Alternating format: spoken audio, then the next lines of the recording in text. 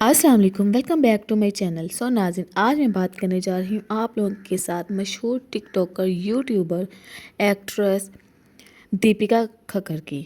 दीपिका जो है इस टाइम लीवर कैंसर के जो है वो मरहले से गुजर रही हैं। लीवर कैंसर के बाद पेट में सिस्ट और अब एमआरआई ने बढ़ाई है फैमिली दीपिका की टेंशन।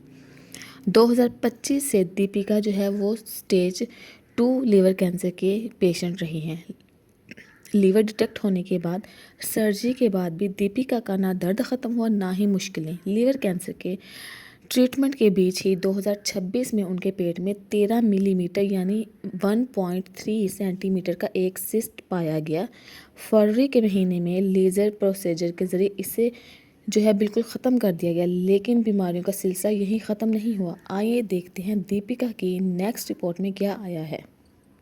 एमआरआई की रिपोर्ट में शोएब जो है उन्होंने बताया है कि उनकी रिपोर्ट में 2 छोटे-छोटे डॉट्स पाए गए हैं और डॉक्टर्स का कहना है कि ये बहुत छोटे हैं, इनका फ़ौरी इलाज जो है उसकी ज़रूरत नहीं है, लेकिन 1 माह के बाद दोबारा स्कैन करवाना होगा ताकि सूरत हाल का पता चल सके आया कि ये ख़त्म हो रहे हैं या नहीं, या कोई इसके लिए जो है ट्रीटमेंट आगे कब और कितने वक्फे के बाद ट्रीटमेंट को जारी किया जाए।